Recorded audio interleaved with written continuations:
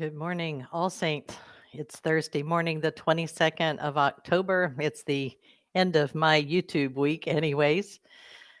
Earlier this week, I mentioned that the clergy of the Diocese of Newark, were gathered remotely in clergy conference and retreat, and that we were to be taking some time to pray and to exercise and do something fun and otherwise rest our minds a bit, even as we go about the work of our day.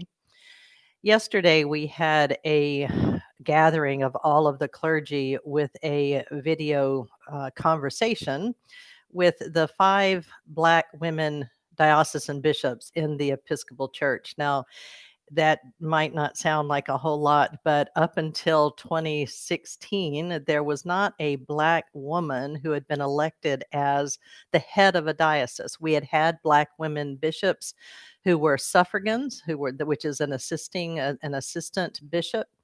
But Jennifer Baskerville Burrows was elected the bishop of the Diocese of Indianapolis in 2016, seated in 2017, and then followed by our own Carly Hughes, then Kim Lucas of Denver, Phoebe Rofe of West Tennessee, and Shannon McVean Brown of Vermont just a year ago.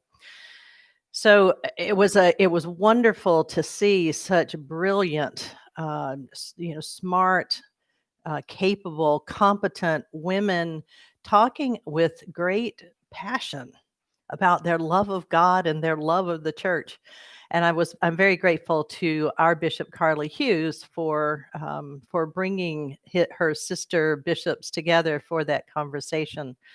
One part of the conversation, however, has stayed with me since yesterday, and it might for a while. And I thought I'd just share it with you so that perhaps you can give it some thought too. I'd love to hear your impressions of it. But Kim Lucas, Bishop Kimberly Lucas, who is in Denver, and she's fairly new there still, and is learning about being a Western bishop, where people moved to Colorado to get away from everybody. So how do you promote community? But in some of the conversations that they've been having, they've been discussing a book called Canoeing the Mountains, which by Ted Todd Brown. Sorry, I should have looked that up.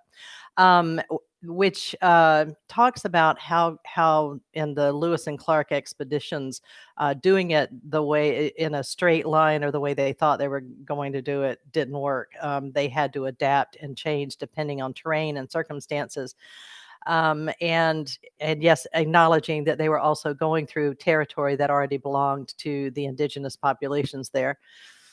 But the image that Kim Lucas told us about was an Oregon Trail image that someone in her diocese had brought forward to her, which is, if you were setting out from St. Louis and you were only taking those things most meaningful to you, well, grandma's piano might have been one of those things that you just could not live without, and so you hauled it in your covered wagon or wherever. But when you get to the Rocky Mountains, that piano is not going over. And if you're going over, you're going to have to leave the piano behind. But rather than just ditching it by the wayside, I mean, how can it be used? Maybe it needs to be chopped up and used for firewood to keep your community warm or to cook some food for some people.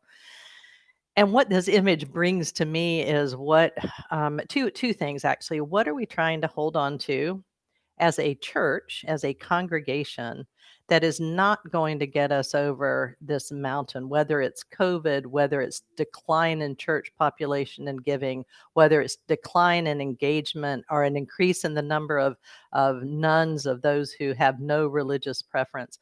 What do we need to leave behind? What piano is holding us down? And also maybe in our own personal lives, if you've been struggling with something, struggling for things to be the way they were, whatever that was, what's holding you behind and keeping you from making it over that mountain? And how can you use what you're leaving behind in order to propel you into the future?